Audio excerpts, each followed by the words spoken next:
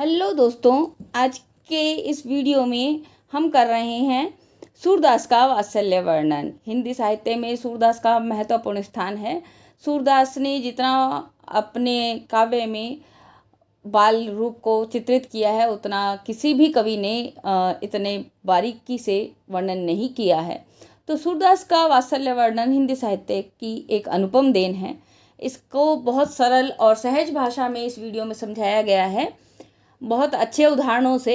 अगर आपको इसकी पीडीएफ चाहिए तो आप मेरे टेलीग्राम चैनल को ज्वाइन कर सकते हैं और उस पर आपको मुझे कमेंट करके कह सकते हैं, मैं वहाँ पर आपको इसकी पीडीएफ अवेलेबल करवा दूंगी। तो देखिए, सूरदास का वात्सल्य वर्णन हिंदी साहित्य की अनुपम निधि है। श्री कृष्ण के बाल सौंदर्य की झांकी के साथ साथ बाल मनोविज्ञान का जैसा चित्रण सूर काव्य में उपलब्ध होता है वैसा अन्यत्र नहीं मिलता। बालक की चेष्टाएं, माता के हृदय की आशंकाएं, पुत्र के प्रति वात्सल्य भाव, बाल वृत्तियों का निरूपण, मातृ हृदय की झांकी आदि का मर्मस्पर्शी एवं मनोहारी चित्रण सूरदास ने किया है। उनकी इस विशेषता को लक्ष्य कर आचार्य रामचंद्र शुक्ल ने लिखा है, बाल सौंदर्य एवं स्वभाव के चित्रण में जितनी सफलता सूर को मिली है उतनी अन्य किसी को भी नहीं। वे अपनी बंद आंखों से वात्सल्य का कोना कोना झांक आए हैं। सूर के वात्सल्य वर्णन में स्वाभाविकता, विविधता, रमणीयता एवं मार्मिकता है, जिसके कारण वे वर्णन अत्यंत हृदयग्राही एवं मर्मस्पर्शी बन पड़े हैं। यशोदा के बहाने सूरदास ने मातृ हृदय का ऐसा स्वाभाविक, सरल एवं हृदयग्राही चित्र खींचा है कि आश्चर्य होता है। वात्सल्य के दोनों पक्षों, संयोग एवं वियोग का चित्रण सूर के काव्य में उपलब्ध होता है। वात्सल्य के संयोग पक्ष में उन्होंने एक और तो बालक कृष्ण की रूप माधुरी का चित्रण किया है, तो दूसरी ओर बालोचित चेष्टाओं का मनोहारी वर्णन भी किया है। जैसे कि हरिजू की बाल छवि कहूँ बरनी, सकल सुख की सीम कोटि मनोज शोभा हरनी। कृष्ण कहीं घुटनों के बल चल रहे हैं तो कहीं मुख पर दधी का लेप किए दौड़ रहे हैं, कहीं अपने प्रतिबिंब को पकड़ने की चेष्टा कर रहे हैं तो कहीं किलकारी भर रहे हैं। एक चित्र को देखिए, शोभित कर नवनीत लिए, घुटुरन चलत रेणु तन मंडित मुख दधि लेप किए। सूर ने बाल कृष्ण की लीलाओं का चित्ताकर्षक एवं मनोहारी चित्र अंकित करने में जैसी सफलता प्राप्त की है दोस्तों, वैसे किसी को भी नहीं मिल सकी है। किलकत कहने घुट रुवनी आवत, मणिमय कनय कनक नंद के आंगन बिंब पकड़िए धावत। सूरदास ने बालकों के हृदयस्थ मनोभावों का चित्रण भी बड़े मनोयोग से किया है।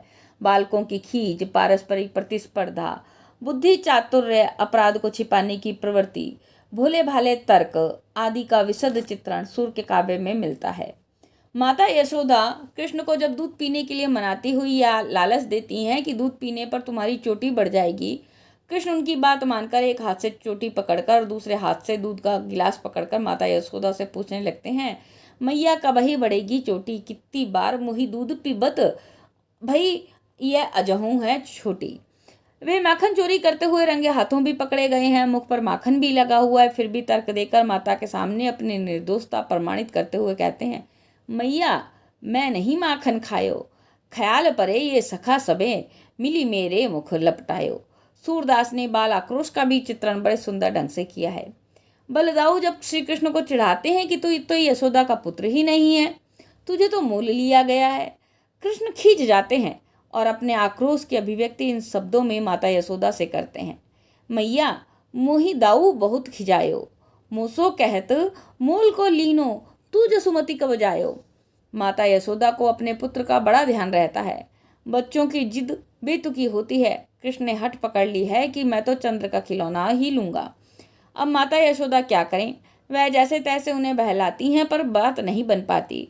सूरदास ने इसका वर्णन निम्न पंक्तियों में किया है दोस्तों, देखिए, मैया मैं तो चंद खिलौना ले हूँ, जय लौटी अब धरनी पर तेरी गोद ना ऐहो। माता उन्हें समझाती हैं कि पानी में चंद्र का प्रतिबिंब दिखाती हैं पर वे नहीं मानते। तब माता यशोदा कहती हैं कि मैं तेरे लिए तो चांद सी बहू लाऊंगी। तो कृष्ण कहते हैं, ठीक है, मैं अभी विवाह करने जाऊंगा। लो दूसरी समस्या खड़ी होती है। ये सभी वर्णन ऐसे स्वाभाविक हैं कि पाठक का हृदय इन्हें पढ़ते ही रसमग्न हो जाता है। सूरदास ने जितनी तन्मयता से वात्सल्य के संयोग पक्ष का वर्णन किया है उतनी ही तन्मयता से वात्सल्य के वियोग पक्ष का भी चित्रण किया है। श्री कृष्ण के मथुरा के लिए प्रस्थान करते समय माता यशोदा कितनी विकल हैं, इसका चित्र इन पंक्तियों में देखा जा सकता है। जसोदा बार बार यों भाखे, है कोई ब्रज में ही तू हमारे, चलत गोपाल ही राखे। कृष्ण के मथुरा चले जाने पर माता का वात्सल्यपूर्ण हृदय अपने पुत्र के लिए विकल होने लगता है।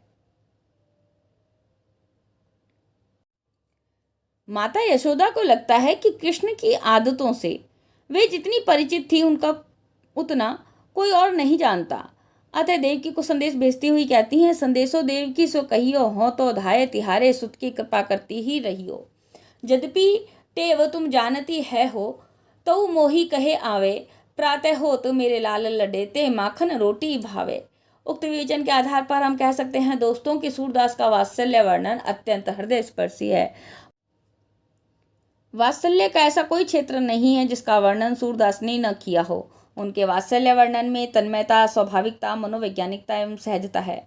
उन्होंने केवल बाल लीला का ही चित्रण नहीं किया, अपितु बालकों की मानसिक प्रवृत्ति का भी हृदयग्राही वर्णन मनोविज्ञान के परिप्रेक्ष्य में किया है। अतः यह कहना तर्कसंगत होगा कि सूर के वात्सल्य वर्णन में मनोवैज्ञानिकता का पुट है।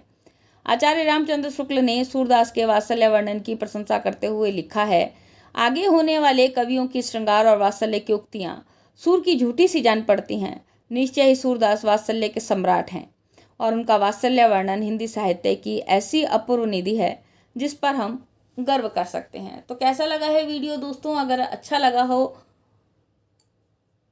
तो प्लीज़ लाइक, कमेंट और शेयर करना बिल्कुल भी ना भूलिए। चैनल पर नए हैं तो सब्सक्राइब करना ना भूलिए। स्क्रीन पर दिए गए बेल आइकन को दबाएंगे तो आपको मेरे चैनल पर डलने वाले वीडियोज़ के नोटिफिकेशन सबसे पहले मिलेंगे।